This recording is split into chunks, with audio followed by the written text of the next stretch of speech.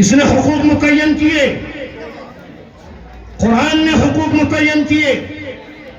یاد کرو اس زمانے کو جب نبی پاک علیہ السلام کے زمانے میں ماں کو ماں نہیں سمجھا جاتا تھا، باپ کو باپ جیسی عزت نہیں دی جاتی تھی، بیٹیوں کو زندہ درگور کر دیا جاتا تھا۔ یاد کرو اس وقت کو جب یہ قرآن نازل نہیں ہوا، بھائی بھائی کی گردن پر تلوار رکھ دیتا تھا۔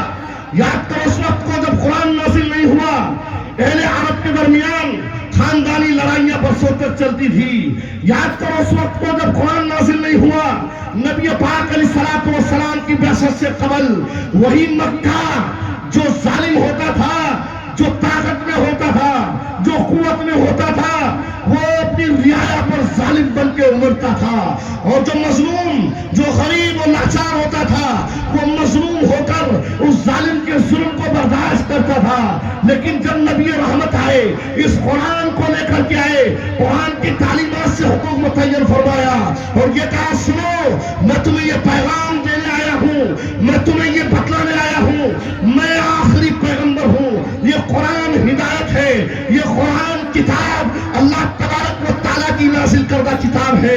نبی کونین نے فرمایا کہ سنو، جس بیٹی کو تم زندہ دفن کر رہے ہو، میں محمد الرسول اللہ تمہیں یہ بات بتلانے آیا ہوں کہ بیٹی رحمت ہے۔ اگر بیٹی ایک ہو یا دو یا دو سے زائد ہو، اگر بیٹیاں آپ کے گھر پیدا ہوئی ہے، اگر بیٹیوں کی تربیت اچھی ہوئی ہے، ان کی تعلیم اچھی کی ہے، ان کے ساتھ محبت کا حسن سلوک کا معاملہ کیا ہے، پھر ان کو اچھی جگہ پر ان کا نکاح کیا ہے، پھر بھی اس کے بعد ان کا خیر، ان کی خیر خواہی کی ہے، نبی رحمت فرماتے ہیں قیامت کے میدان میں یہی بیٹیاں اس کے لیے جنت کا ذریعہ بن جائیں گی۔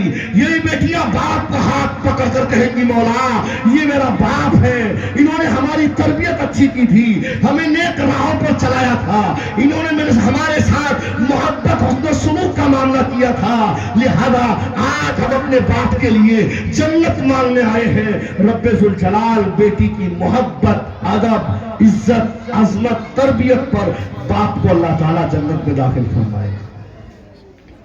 یہ حقوق کس نے متعین کیے؟ قرآن نے متعین کیے۔ یہ حقوق نبی پاک علیہ السلام نے متعین فرمائے اور یہ کہا سنو، اگر تمہاری ماں ہے تو ماں کوڑے دان میں پھینکنے کے لیے نہیں ہے، ماں گھر سے نکالنے کے لیے نہیں ہے، ماں دھکے دینے کے لیے نہیں ہے، ماں کو مظلوم مت بناؤ، ماں تمہاری جنت ہے۔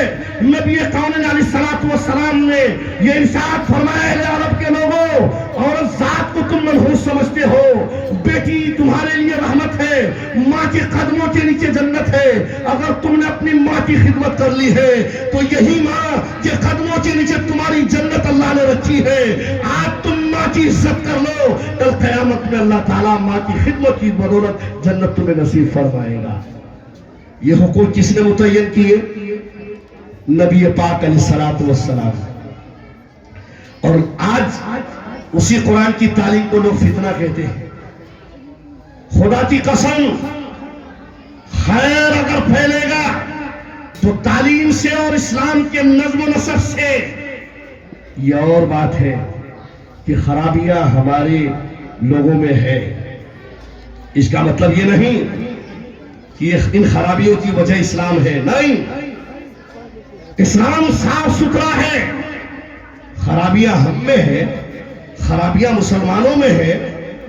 اس کا مطلب یہ نہیں کہ اسلام گندا ہے، اسلام پر سوال نہیں ہونا چاہیے۔